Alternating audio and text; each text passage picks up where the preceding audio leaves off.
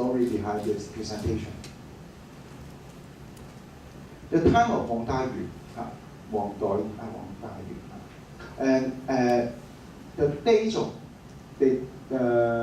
the date of birth normally is controversial, not so sure, but normally the scholar agreed that he died in 1670, and so it's the end of Ming Dynasty and the beginning of Qing Dynasty.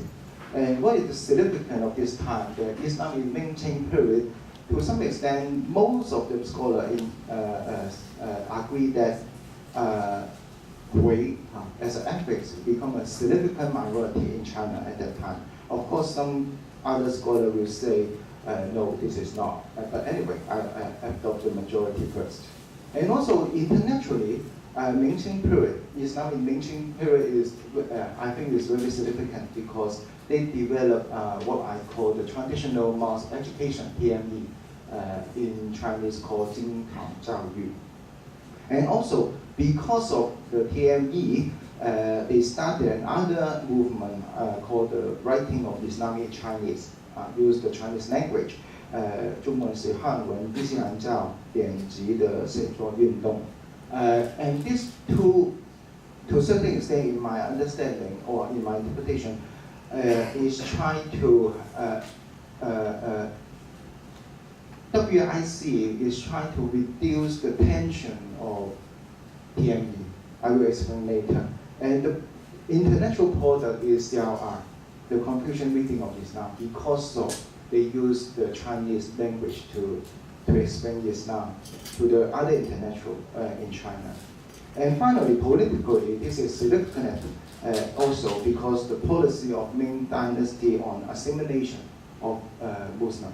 Of course, Ming Dynasty on Islam are not ambiguous, but two sides always. On the one hand, the dynasty respect Islam, and they use the Muslim. They will reward the Muslim if they have contribution to the dynasty, and they encourage Muslim to practice Islam.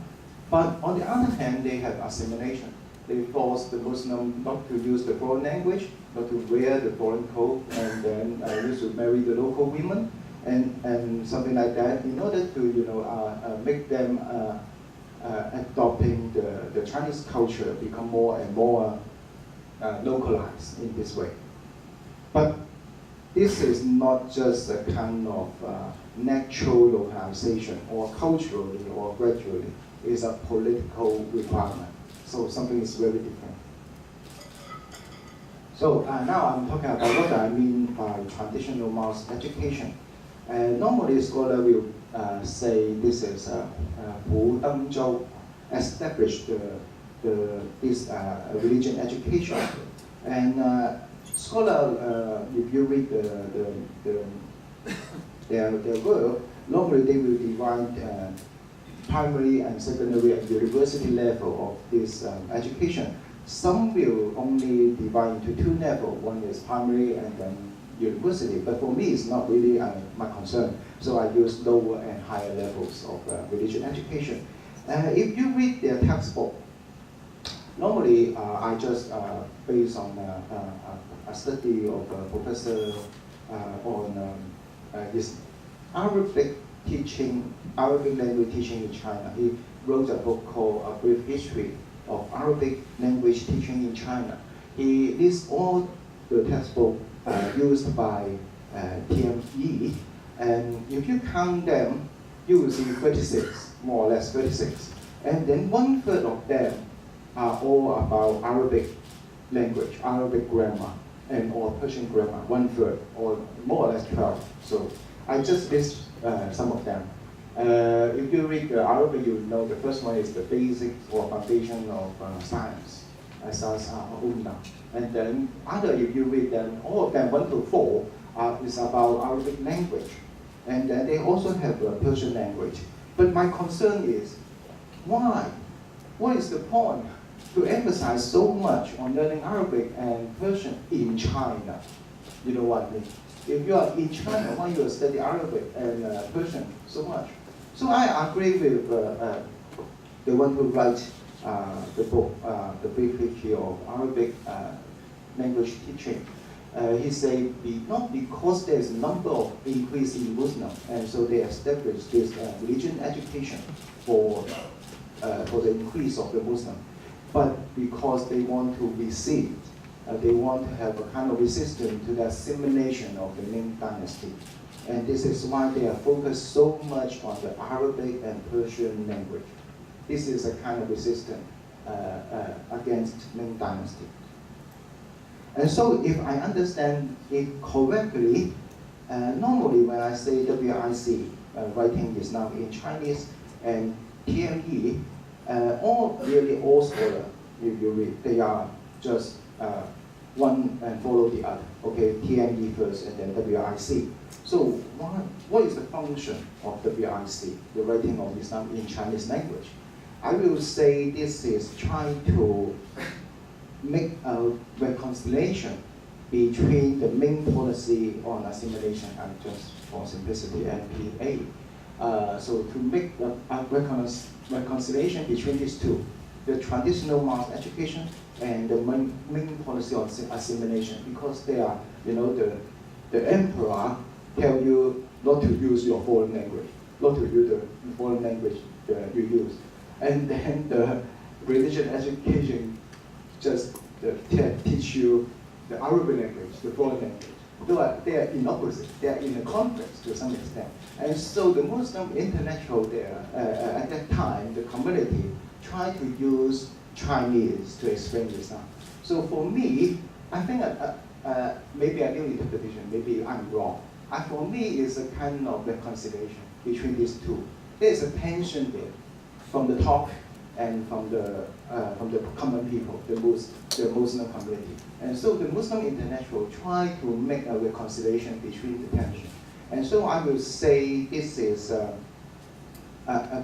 kind of reducing the resistance of this religion education, the characteristic that I believe there should be. And so what is Confucian reading of Islam? CRI. To some extent, very, very basic is a way of comparison, if you say it this way, very easier. But the comparison, and in later I will say, it's not simply comparison, have some purpose there. Okay, so the comparison is trying to use the Confucian's idea, for example, Yuan, for example, Yi, for example, Zhongyong, for example, something like that, to understand Islam. But I will say I agree, but I will not further develop. I will agree that there's always two ways understanding between Confucianism and Islam. What I mean a two-way understanding is Confucianism can try to use the idea of Confucianism to explain Islam in one way, but the scholar, I will say that Huang Dayu and other people follow the way of Huang Dayu. They will also, Islam can also criticize Confucianism or can enrich Confucianism. So it's two-way, it's not one way. And I accept that. And I think this is also important for traditional CRI because it's always two ways. It's not always one way, okay? And I use two examples of one CRI to illustrate how they work. Okay? For example, in Confucianism, I think everyone here knows that we have five, I must say constant, Wuchang, in Confucianism. Huang Dayu tried to compare these five concepts with five pillars in Islam. And so he used Yuan to compare with Shahada, and then Yi compare with Zakah, and Li compare with Salat, and Ji, wisdom, compare with fasting, and Sin, trustworthiness, compare with Hajj. To a certain extent, I just use one example, Yuan, he interpreted as a kind of inner value. Of course, it's true. It's a sentiment, of your inner life. And Shahada, he interpreted as a kind of, you remember God, you remember Allah, in a sense, not just in your heart. And so they can be, compared. A similar, I think to some extent it's creative. It's creative. I cannot, even I just, when my paper, I sent it to my colleague, and she studied Chinese. And she finds it very interesting. She is very interesting about how to use Shahada to compare with Yuan. But if you continue to read, it is very unnatural to think wisdom correspond to fasting. You know what I mean? A wise man can control not to drink and not to eat. This is his interpretation. So even the scholar in China, when he explain the CLI, he will say Huang Daiyu used his own logic to match these two. This is very, very humble. I mean, respect the senior. But I will say simply a false analogy. You know what I mean? Oh, but anyway, I will say it involved too much interpretation. It put too much reading into these two. And because of the time, I'm not doing the time limit. Okay. Also, I just want to say, apart from mutual understanding or criticism or enrichment, I want to use Ge Yi, this concept to understand CLI. Ge Yi is used in Chinese Buddhism. The meaning is matching the meaning, matching of the meanings between two different things.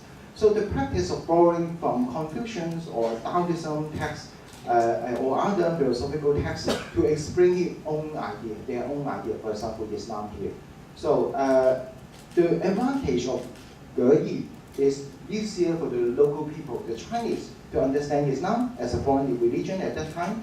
But the disadvantages of Ge Yi is Islam lost its own uniqueness. What is Islam? Always use the Confucian idea to understand Islam. This is Islam will lose its own uniqueness. So the second part, the MT.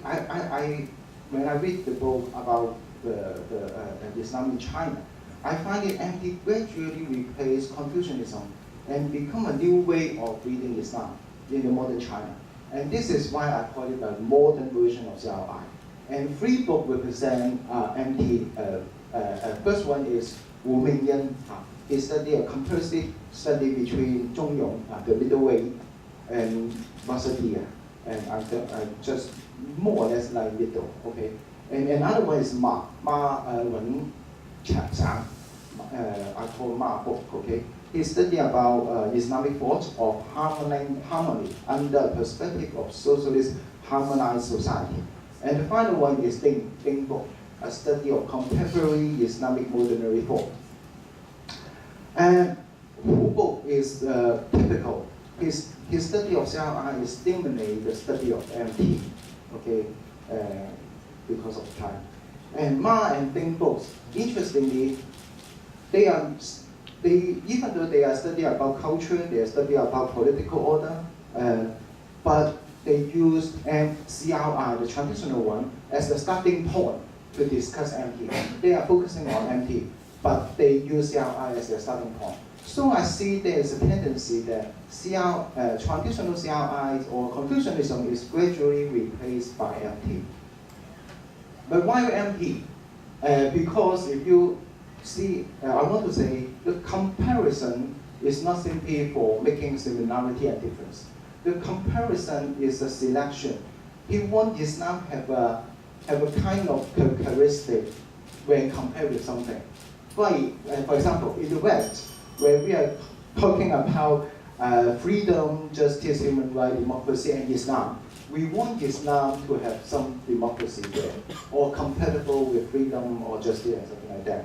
And so when the Chinese scholar use more MT as a comparison with Islam, they are not simply making a comparison. They want Islam is not radical, is tolerant, is harmony and patriotic, devotes to Islam's stability and development. But the problem is, it is not simply stability and development, but Marxism, materialistic dialectics. Harmony is not just harmony, but socialistic harmony. Patriotic is not patriotic, but you need to believe a Communist Party state, then you are patriotic. You know what I mean?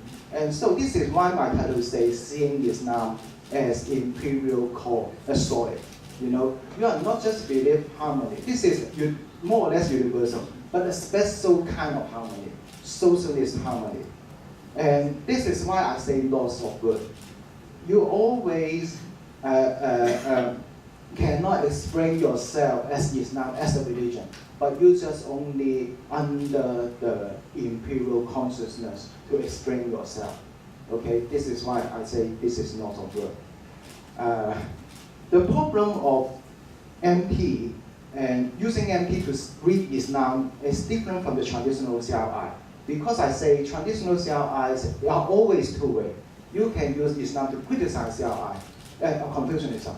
But the modern one is not always one way. You can only accept imperial consciousness, only accept the socialist ideology without the other way around.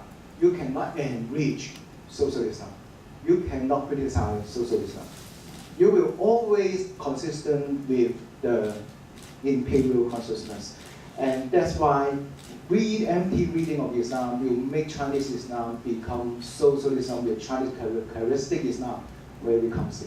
It is not about acculturation of Islam in China. It is about swallowing, okay, of Islam by the imperial or hegemonic consciousness in China.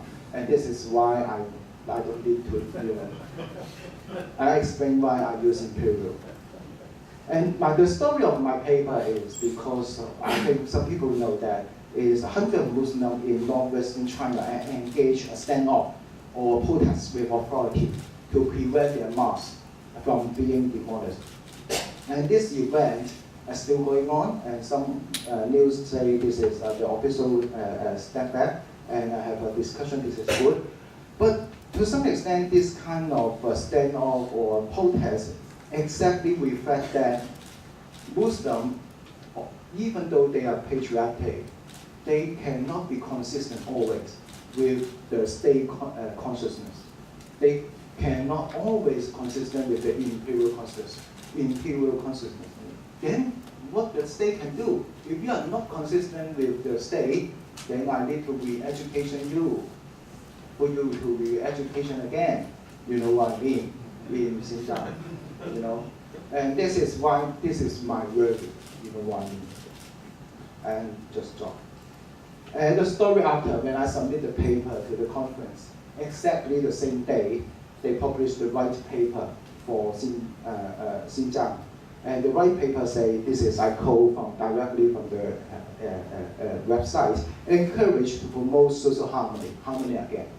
And with the aims of religion doctrine, of course Islam, and rule, and elaborate on the doctrine and rule that contribute to China's development and conform to China's tradition. You always need to understand, interpret Islam with this state of China's consciousness. And this is the end of my presentation. Thank you.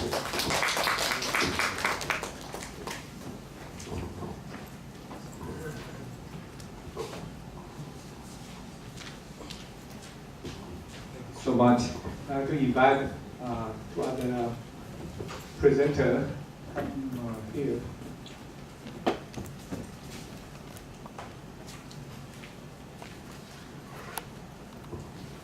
So after listen to three very interesting, intriguing presentations, I think the audience must have a lot of questions to impose. So the floor is open for discussion. We still have about, I think, more than 25 minutes for discussion. Okay.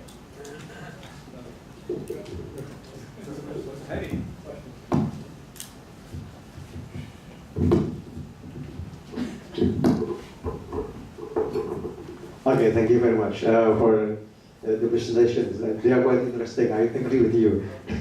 I have some questions. First of all, for these three speakers, how is actually the situation concerning the new religions that you have said you have to present especially in Korea, Japan, and Islam in China today, and how actually people look at this what you call new religions, or that's the first. How is the situation today concerning the new movement or the new religions? And then for the Korean, what is that? Korean.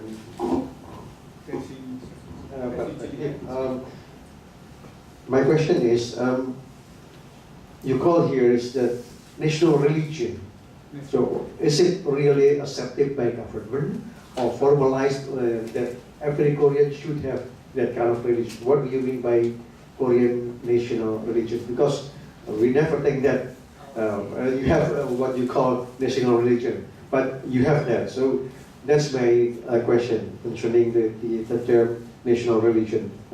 And how is actually, does it really affect the modernization in Korea today? Is there any influence of that kind of religion to the economy of Korea today?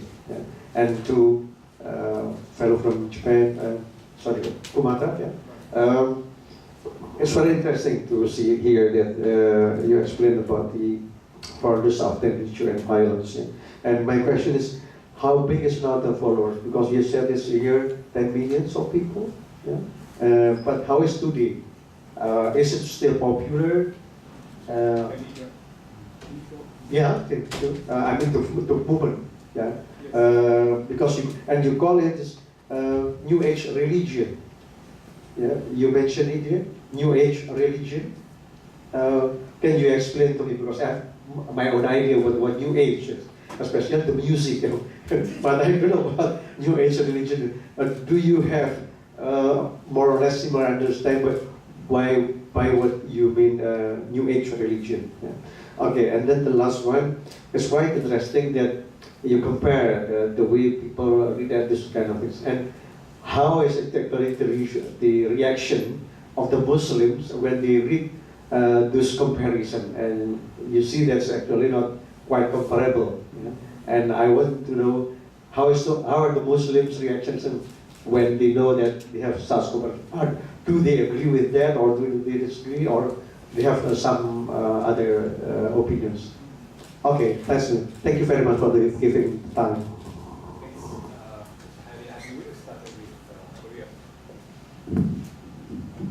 Okay, thanks for your question. Okay. Sorry, what I said about the national religion does not mean the state religion, not in the Islamic sense. What I meant is that it is originated from national heritage of the Korean tradition. So I must change the again. Thanks a lot. Okay, the relationship, whether they have contributed to the modernization of Korea, I think in a sense yes, in a sense no. Okay, in case of yes, if we just follow the Kang Jung-san's teaching, he said that Korea will be prosperous. At the time, Korea was in a very poor state, but he said that according to the reordering works of the universe, the power of the Orient, especially the Korea, will be prosperous. So for doing that, China will be prosperous first. And then between China and Korea, there's a relationship between the, what do you call this in English? I mean, tooth and, no. Tooth and lips, yes. Okay, the relationship between China and Korea is like the relationship between the lips and tooth, yes. So something like that.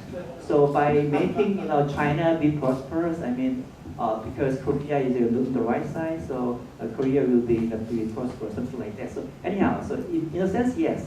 And he also said about United States and Russia also. He said that he was asking to one disciple that which country would you select to be a suzerain state to take the Korea? Because anyhow, Korea has some kind of karma, so it has to be be ruled by some other country. Please select. And he said, first he said China, and he said no. Japan said no, and Russia said, he said, in case of Russia, if the Western people rule Korea, because of the racial discrimination, which you cannot endure. He always say like that. And he said, okay, Japan, okay. Yeah, Japan has a kind of disagreement and grievances against Korea because in 16th century there was a big war between Japan and Korea, and at that time Japan defeated, and so because of the grievances, I mean they had to be dissolved. I mean in the heavenly structure itself. So I'll let Japan come to Korea and modernize Korea, so that they will give a lot of the technical assistance to Korea and then get back. So when they get back, they would not have any money back. So okay, please do good words to Japanese people. So that's what he said. So in a sense, yes, I mean, but in a sense, no, because Daishin Jilyu and Kang Jung-tan's teaching has a more focus on traditional values than contemporary values. I mean, in a sense. So it might have contributed to the Korean development. I mean, in the sense that Korea has a kind of the modest or diligent or hardworking character, which Daishin Jilyu and Kang Jung-tan thought they cherish a lot. So in that sense, it's yes, but in the official sense, I think it's not so positive. Thanks a lot.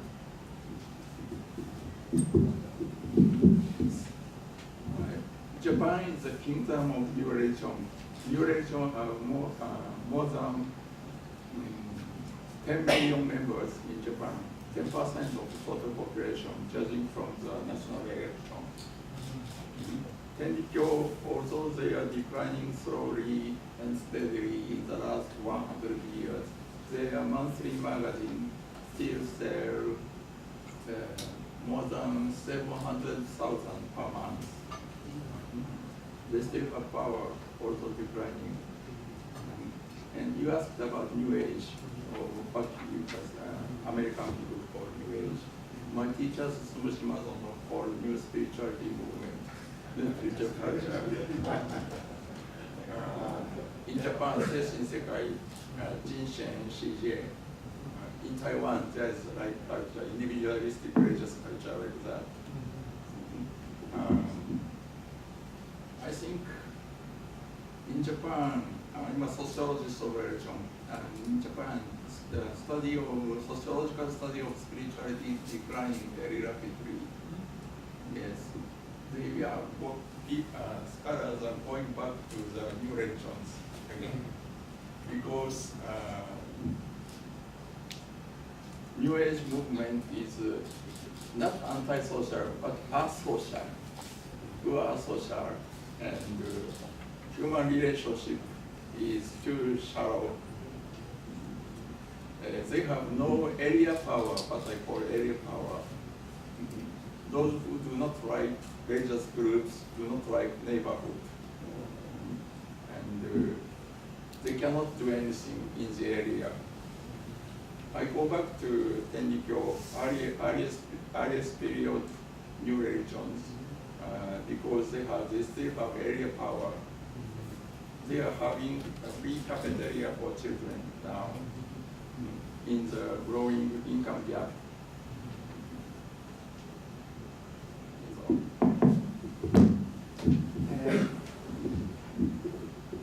If you read the book, what I'm concerned is when you read the book about, the Muslim scholar or intellectual, I will say more and more books talking about harmony, talking about tolerance, everything peaceful, Islam, something like that. They are silent. They will not criticize. They will say whether is there someone talking about the problem I mentioned, I articulate. I didn't really see in China. They voice out. They just follow, the imperial consensus when they write about Islam in China, about Islam, what is Islam, and something like that. They need to adopt. They need to adopt the socialistic Buddhism, for example. But when you see the real Muslim community, for example, the example I use is the Yangsa, the Prophet, when they face the problem of the removing some features, the architectural architect, for example, the minarets or something like that, and they will protest, they will stand up, they will have voice out. They are not lost of word, what I mentioned. But in academic, I would say they lost the word. They're supposed to say. But the problem is there are always two ways. If all the scholars, the Muslim scholars, they are Muslim, okay, most of them, they are silent. They don't voice out the problem. And I think they will, what they did will have an effect on the Muslim community. I'm worried, I would say. They will become silent as well. You know, and so, what is the problem is the so-called Chineseization of all foreign religion in China. You know what I mean? Everything you should remove the effects of Saudi Arabia, remove any style or not, you know what I mean? Remove all the Arabic, anything about that, and you need to make it China, make it Chinese, you know. This kind of ideology, if you just follow, then, okay, now it's just your mosque, okay, just a minaret, okay. But what about the next time? If you say, because Islam has some Arabic features, your belief has something Islamic, not Chinese enough, then you need to abandon your faith, then you know what I mean? It's not just the mosque, but your faith. Not just about religion freedom, but about your religion dignity. And this is the problem, because I will say Islam in China is not an equal dialogue partner with the Chinese government. It's always below, and not just Islam, but Christianity or Tibet, Buddhism, something like that, the same. And this is what I really most. So the final question. Thank you. Actually, I have three questions for three speakers. First, for Dr. Kim, it's very interesting to mention about the Kang Jin-sun's idea on gender equality.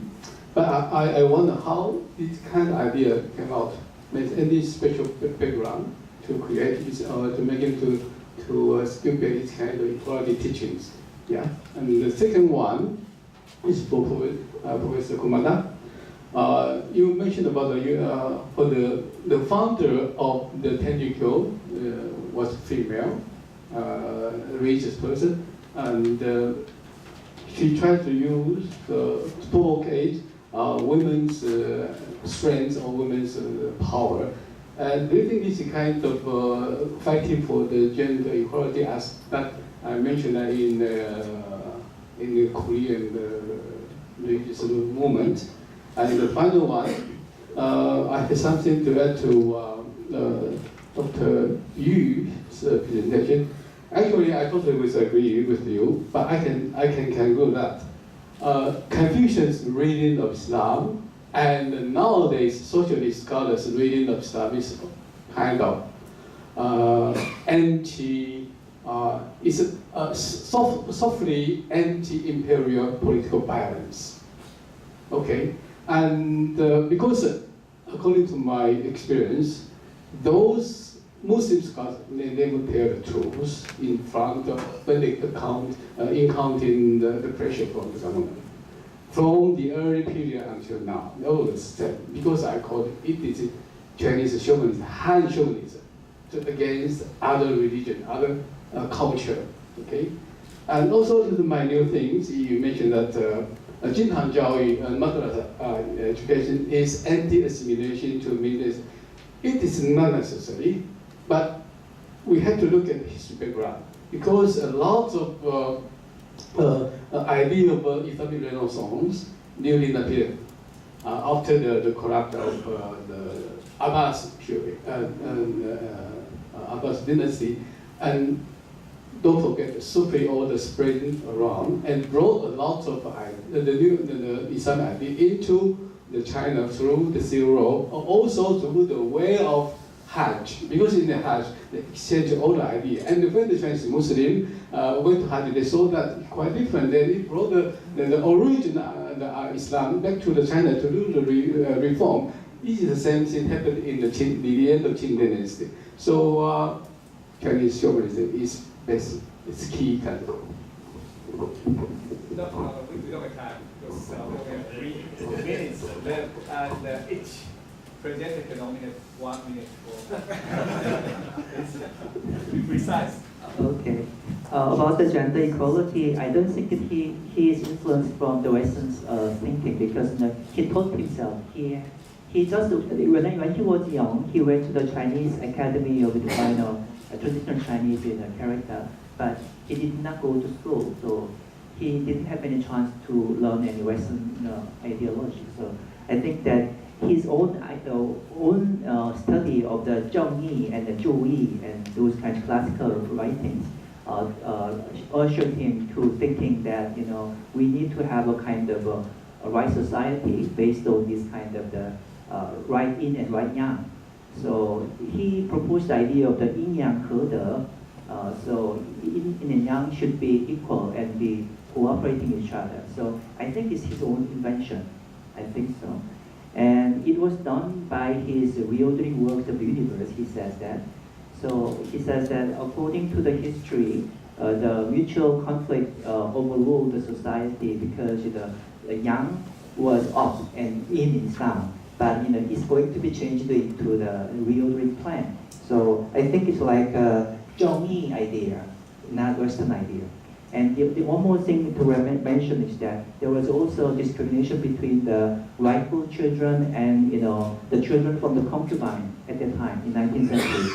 So he also did that kind of a philosophy of the right yin and right yang. So, and the other thing is that at that time when one divorced, he cannot or she cannot be married again according to the Confucian custom. But he made that kind of building work too, so that for those who is not married, divorced, can marry again in the right age or with a family or whatever.